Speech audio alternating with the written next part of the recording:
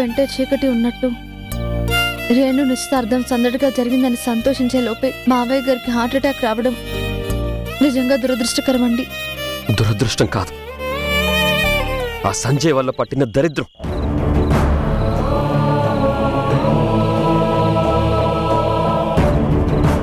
ఇంట్లో నుంచి బయటికి పంపించేసినా కూడా ఇంకా నీడలా చీడలా వెంటాడుతూనే ఉన్నాడు. వాడు కాల్ చేయకపోతే నాన్న సీరియస్ అయ్యేవారు కాదు, పరిస్థితి ఇంతవరకు వచ్చేది కాదు. ఏవండి, వద్దండి. ఇప్పుడు ఎవరిని నిందించి ఏం లాభం? మావయ్య గారు క్షేమంగా ఉండాలని కోరుకుందాం. అత్తయ్య గుండెల్లో ఎంత బాధున్నా పైకి మాత్రం ధైర్యంగా మాట్లాడుతున్నారు. అంతా మంచి జరుగుతుందన్న నమ్మకంతో ఉన్నారు. ఒక ఆడదానిలో ఉండాల్సిన తెగువ ఇదే కదా అనిపించింది. నాకు ఊహ తెలిసినప్పటి నుంచి మా అమ్మ అంతే ఉషా. ప్రాబ్లం ఎంత పెద్దదైనా సరే తను మాత్రం స్ట్రాంగ్గా సాలిడ్గా నిలబడుతుంది. కానీ నాన్న అలా కాదు, పైకి స్ట్రాంగ్గానే కనబడతారు, కానీ అమ్మ విషయంలో చాలా సెన్సిటివ్. నా దృష్టిలో అమ్మా నాన్న అంటే ఒకటే పదం, ఇద్దరిది ఒకటే ప్రాణం. నాన్న ఆ స్థితిలో చూసేసరికి నా నోటి వెంట మాట రాలేదు. కళ్ళు తెరిచి అలా చూసి నాకేం కాలేదు కిరణ్ అంటారేమోనని చిన్న ఆశతో ఎదురు చూశాను. కానీ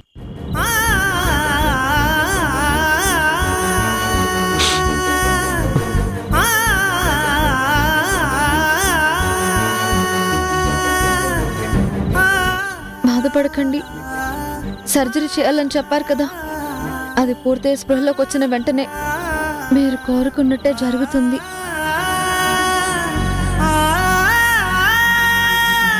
హాస్పిటల్లో అందరికీ ధైర్యం చెప్పి మీరేంటి ఇలా చిన్న పిల్లాడిలా?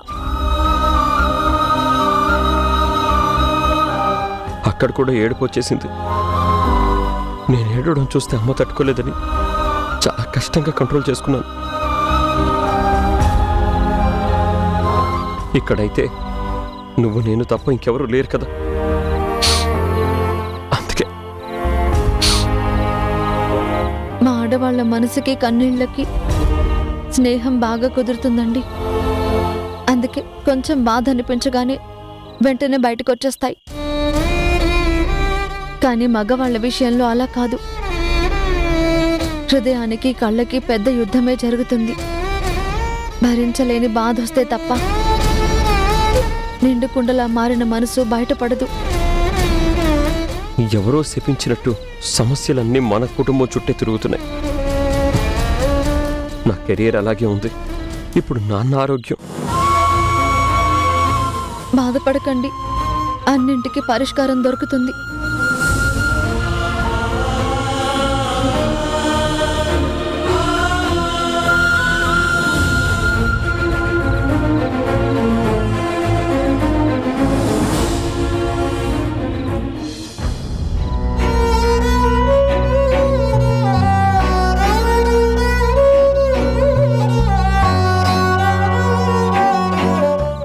స్వామి, ఇదంతా రాత రాసిన చేత్తోనే కష్టాలు చల్లుతున్నావా?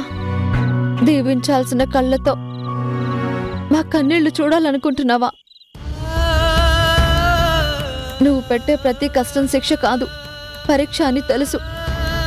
ఆ పరీక్షలు మావయ్య గారు లాంటి మంచి వాళ్ళకెందుకు? కొండంత ధైర్యం కళ్ళల్లో దాచుకున్నా మా అత్తయ్యని కష్టపెట్టడం ఎందుకు? నా భర్త చిన్న పిల్లాడిలా ఏడుస్తుంటే ఏం కాదని కన్నీళ్లతో ధైర్యం చెప్పాను. ఆ ధైర్యం వెనుక ఉన్న నమ్మకం నువ్వే. ఆ నమ్మకాన్ని కాపాడాల్సిన పూర్తి బాధ్యత కూడా నీదే స్వామి.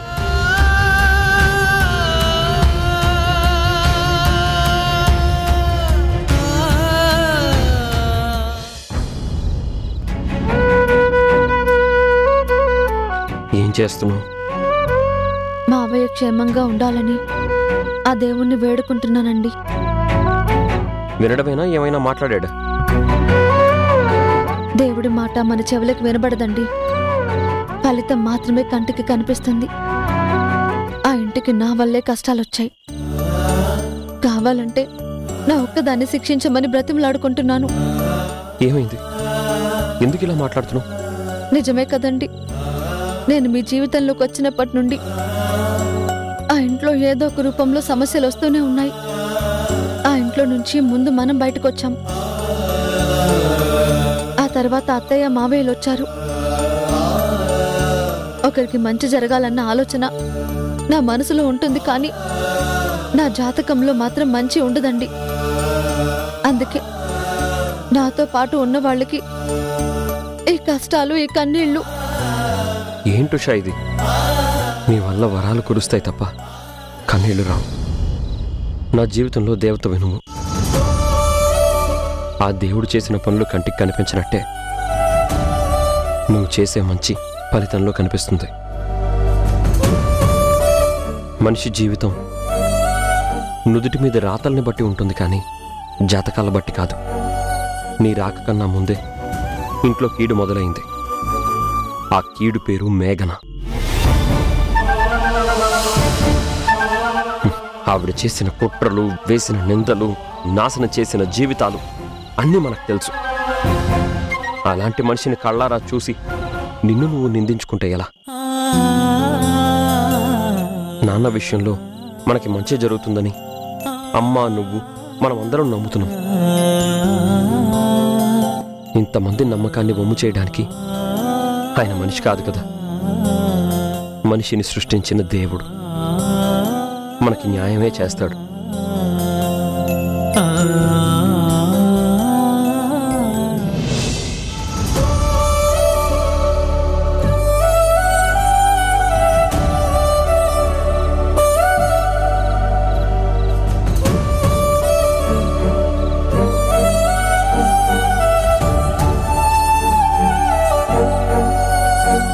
ఇప్పుడే చెప్పలేం మేడం, మ్యాసివ్ స్ట్రోక్. కండిషన్ కొంచెం క్రిటికల్గానే ఉంది.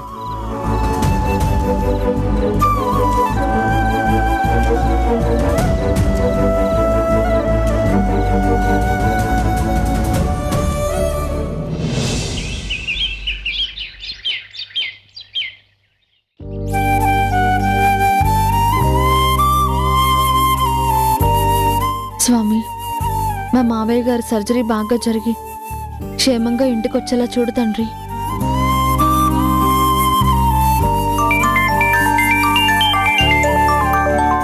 అనిల్ గారు, ఏంటి అర్జెంటా? ఇప్పుడా? కొంచెం పోస్ట్పోన్ చేయడం కుదరదా? సరే.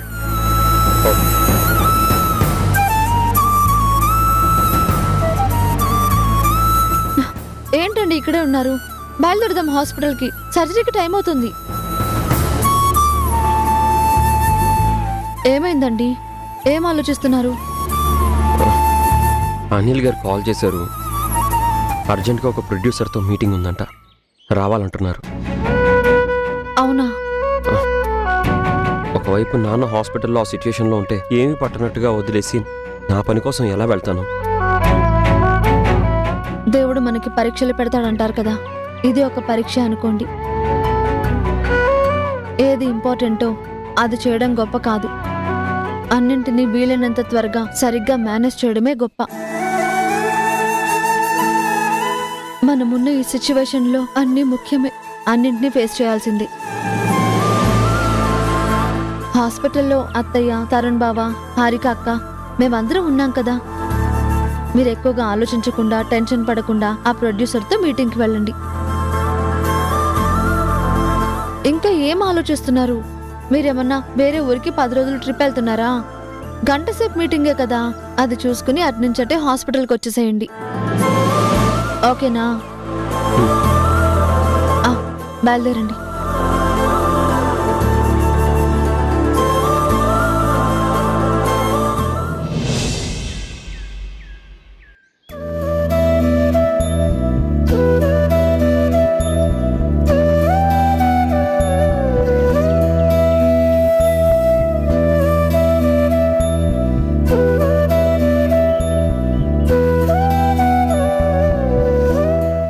అత్తయ్య, ఇప్పుడు మావయ్య గారికి ఎలా ఉంది? ఇంకా ఐసీయూలోనే ఉన్నారమ్మా. ఇంతకీ తరుణేడి? ఏంటి సార్, సర్జరీ ఎందుకు స్టార్ట్ చేయలేదు? ఎందుకు లేట్ అవుతుంది? మీ ఇన్సూరెన్స్ వల్లే. ఇన్సూరెన్స్ వల్ల? అసలు ఏమైంది డాక్టర్? మీ ఫాదర్ హెల్త్ ఇన్సూరెన్స్ ల్యాప్స్ అయింది.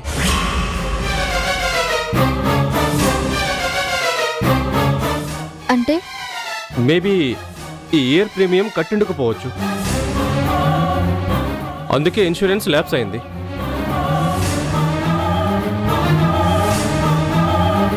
అలా జరిగే ఛాన్స్ లేదు డాక్టర్. కంపెనీ తరపు నుంచి రెగ్యులర్ పేమెంట్ జరుగుతూ ఉంటుంది. ప్లీజ్ ఒకసారి ప్రాపర్గా చెక్ చేయండి.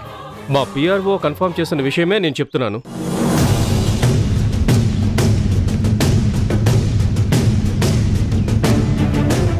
మీ ఇన్సూరెన్స్ కంపెనీ సర్జరీకి అమౌంట్ రిలీజ్ చేయలేదు. సో సర్జరీకి అయ్యే మొత్తాన్ని మీరే భరించాల్సి ఉంటుంది. ఎంత డబ్బు అవసరం అవుతుంది డాక్టర్? 10 లక్షలు. 10 లక్షలు. 10 లక్షలు.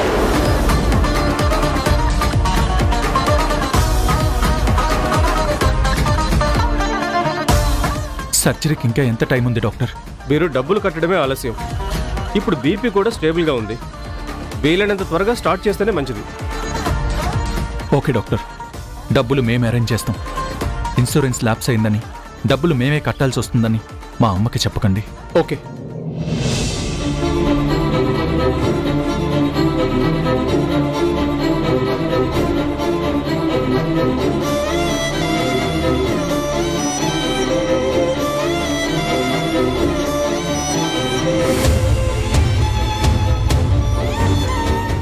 ఇప్పుడు ఏం చేద్దామంటారు బావగారు? అదే అర్థం కావడం లేదు. నా దగ్గరున్న డబ్బు మొత్తాన్ని రేణుకి నకలు కొనడానికి ఖర్చు పెట్టేశాను. ఇప్పటికిప్పుడు 10 లక్షలంటే ఎలా అరేంజ్ చేయాలి? మా పరిస్థితి కూడా అదే బావగారు. ఒకసారి ఇన్సూరెన్స్ కంపెనీకి కాల్ చేసి మాట్లాడండి బావగారు. మిస్టేక్ ఎక్కడ జరిగిందో తెలుస్తుంది కదా.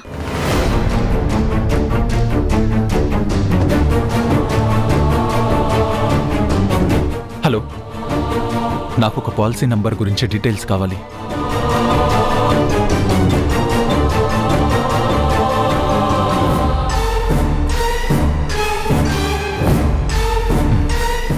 ఓకే.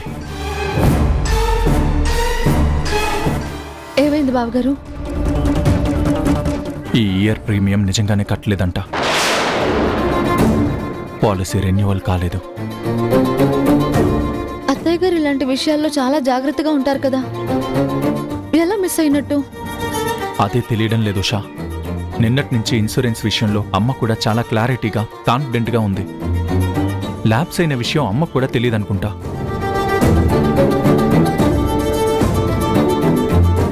అత్తయ్య గారికి తెలియకుండా మనమే ఏదో ఒక విధంగా డబ్బులు అరేంజ్ చేయాలి.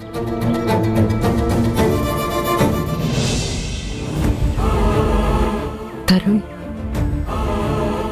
ఏంట్రా ఇంతసేపు ఉన్నారు? డాక్టర్ గారు ఏం మాట్లాడారు?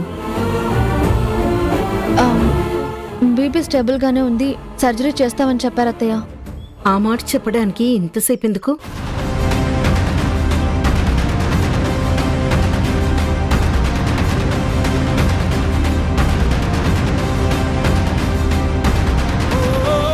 నిజం చెప్పండి, నా దగ్గర ఏమైనా దాస్తున్నారా? ఇందులో దాయడానికి ఏముంది అత్తయ్య? మేము లోపలికి వెళ్ళగానే డాక్టర్ గారికి ఏదో ఫోన్ వచ్చింది. ఆయన ఫోన్ మాట్లాడుతున్నంతసేపు మేము లోపల వెయిట్ చేయాల్సి వచ్చింది.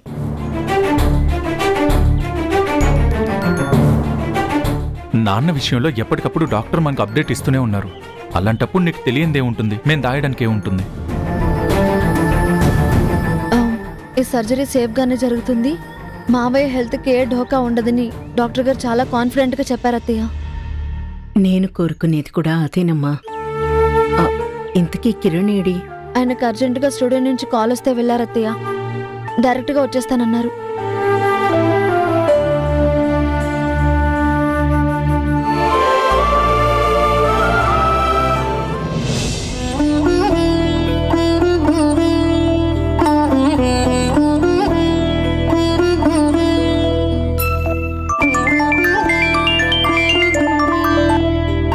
ఉషా, అంతా ఓకేనా? అంతా ఓకే. ఎందుకలా అడిగారు? అబద్ధం చెప్పకు, నువ్వు టెన్షన్ పడుతున్నావు అని నాకు తెలుసు. అప్పుడు అమ్మకి ధైర్యం చెప్పి ఇప్పుడు నువ్వు టెన్షన్ పడుతున్నావా? టెన్షన్ అంటే ఇన్సూరెన్స్ ప్రాబ్లం ఈయనకు తెలిస్తే ఈయన కూడా టెన్షన్ పడతారేమో. చెప్పకపోవడమే మంచిది.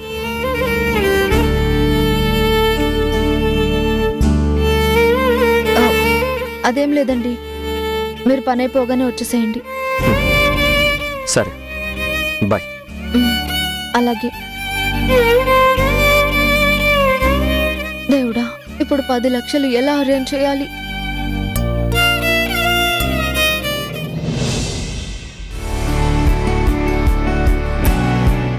సంజయ్, ఫైనాన్స్ మేనేజర్తో మీటింగ్ అరేంజ్ చేయమని చెప్పాను కదా, ఏమైంది?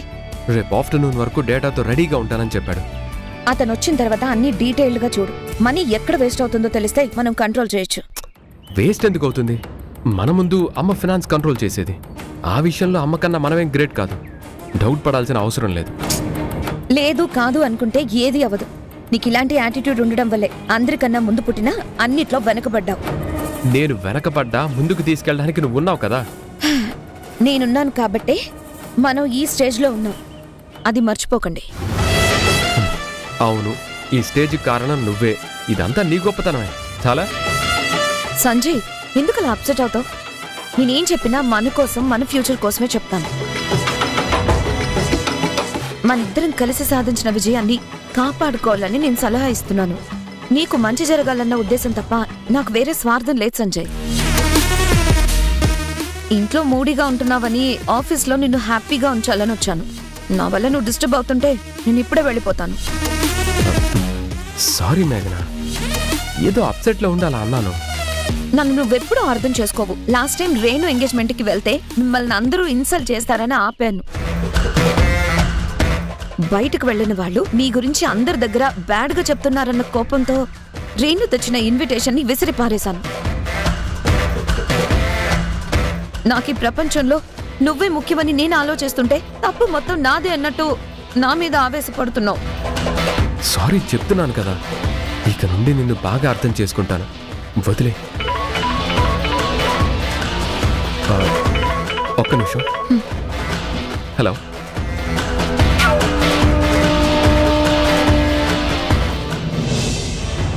ఆగండి మేడం. ఎక్కడికి? నేను సంజయ్ గారితో మాట్లాడాలి మేడం. కుదరదు ప్లీజ్ అండి, ప్లీజ్. నేను లోపలికి వెళ్ళాలి. పర్మిషన్ లేకుండా లోపలికి వెళ్ళకూడదు.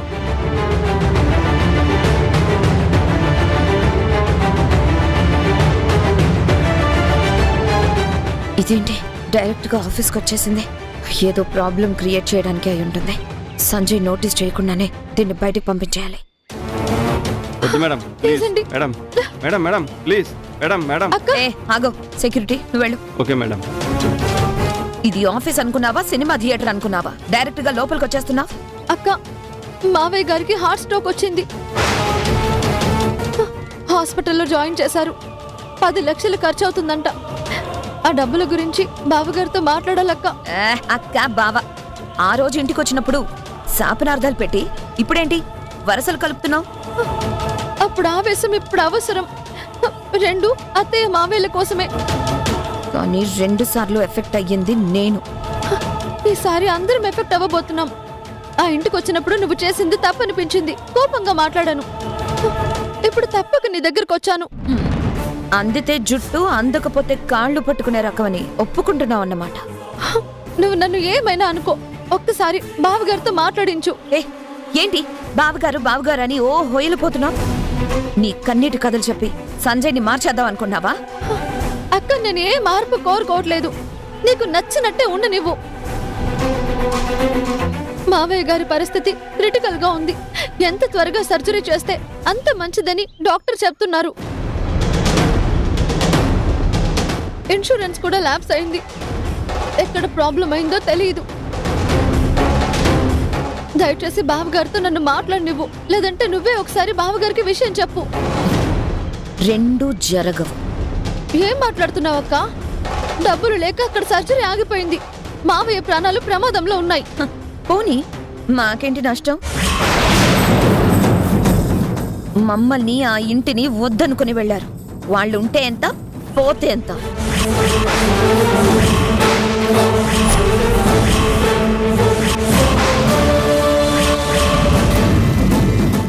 ఏం మాట్లాడుతున్నావు అక్క? కోడలుగా మావయ్య అంటే గౌరవం లేదా? కనీసం ఒక మనిషిగా సాయం చేసే గుణం కూడా నీకు లేదా? ఏంటి అరుస్తున్నావు? ఇది నీ ఇల్లు కాదు, నా ఆఫీస్.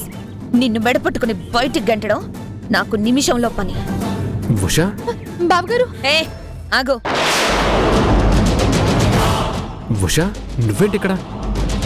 మీతో మాట్లాడాలని వచ్చాను. మావయ్య గారు, ఆపో.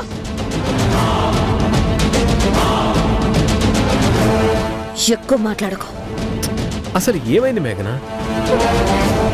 మీతో మాట్లాడాలి, నా మాట వినండి. ఏమైంది ఉషా? సంజయ్, మీకు తెలియట్లేదు, ఇది సెంటిమెంటల్ డ్రామాలాడి మనల్ని నమ్మించి మోసం చేయాలని చూస్తుంది. లేదు బావగారు. నోరు ముయ్. వెళ్తావా సెక్యూరిటీతో బయటికి గంటించమంటావా?